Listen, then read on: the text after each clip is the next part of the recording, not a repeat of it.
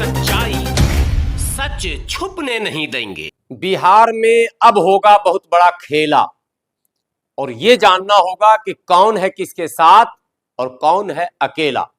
आदाब, मैं हूं हाफिज गुलाम सरवर और आप देख रहे हैं देश की सच्चाई। चुनाव का बिगुल बज चुका है, जोड़ तोड़ का जमाना बिल्कुल जारी है और लगातार नई खबरें रोज आ रही हैं कि कौन कहां किससे जुड़ा, कौन कहां किससे हटा, कौन किसके साथ है और कौन अकेला है।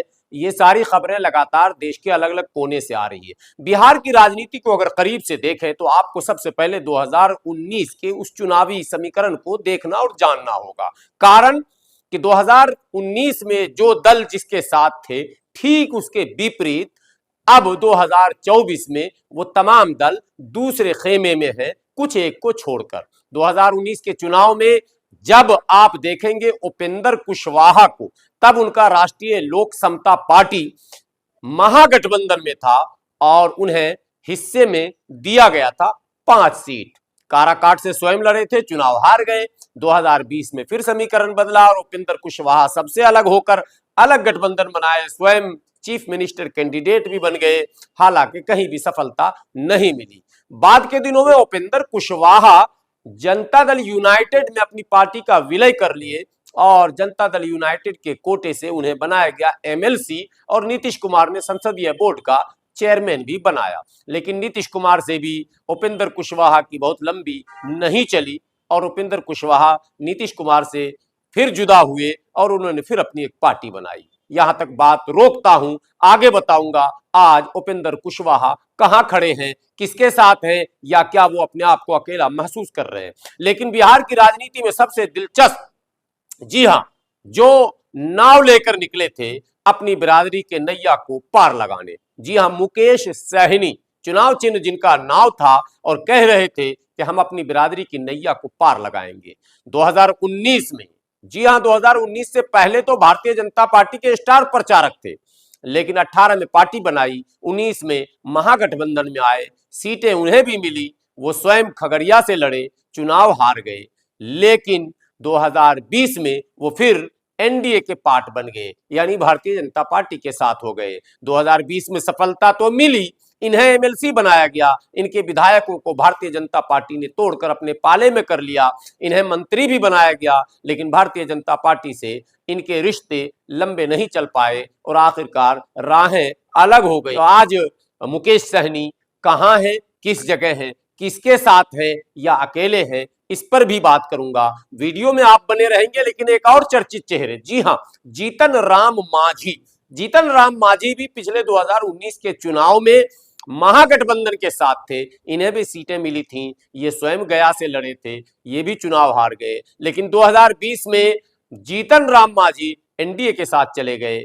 नतीजा जो कुछ भी हुआ वो आपके सामने है। लेकिन 2024 में जीतन राम मांझी को केवल 1 सीट गया का मिला है। कितने वो संतुष्ट हैं, क्या वो अटूट हैं, क्या वो जुड़े हैं, क्या वो एनडीए के साथ हैं या वो भी अकेलापन महसूस कर रहे हैं, इस पर भी बात करूंगा। लेकिन ये सब कुछ बात करने से पहले ये जानना भी जरूरी है कि रामविलास पासवान की विरासत को लेकर चल रहे मारामारी में चाचा का क्या हाल है। जी हां, चाचा पशुपति कुमार पारस अब कहां खड़े हैं, कहां जाएंगे, किसके साथ जाएंगे, क्या वो भी अकेलापन महसूस कर रहे हैं। बिहार की राजनीति में विचित्र परिस्थिति 2024 में भी बन रही है।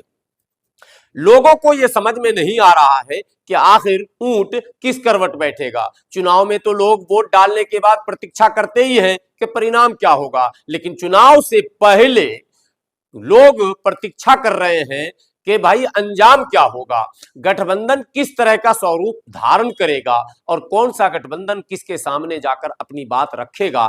अभी तक दोनों गठबंधनों के सारे सपने, सारे मैनेजमेंट अधूरे हैं, प्रत्याशियों की सूची भी अधूरी है, कुछ पता नहीं चल पा रहा है किस सीट से कौन प्रत्याशी होगा। लेकिन ये तमाम बातें तो धीरे धीरे खुल जाएंगी।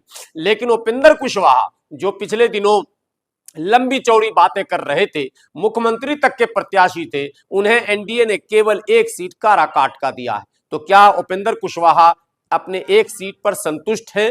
क्या काराकाट से वो चुनाव अकेले लड़कर हार या जीत कर, हार जीत में इसलिए कह रहा हूं कि अगर हार गए तो भारतीय जनता पार्टी का सपना साकार हो जाएगा, क्योंकि भारतीय जनता पार्टी एक एक कर तमाम छोटे दलों को निपटाने में लगी है। सो उपेंद्र कुशवाहा भी अपने अंतिम पायदान पर खड़े हैं। एक सीट पर अगर वो संतुष्ट होते हैं और अगर बैड लक वो हार जाते हैं काराकाट से, तो ये समझिए और बिहार की राजनीति में उपेंद्र कुशवाहा का द एंड होना तय है।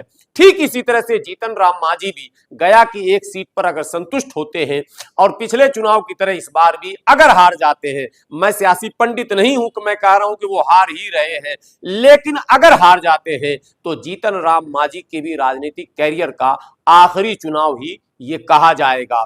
मुकेश सहनी तो बेचारे इसी वक्त हाशिए पर खड़े हैं। ये समझ में नहीं आ रहा मुकेश सहनी को कि वो करें तो क्या करें। मुकेश सहनी जिस खगड़िया से लड़े थे वहां के सांसद महबूब अली कैसर, अब महबूब अली कैसर लोजपा में थे।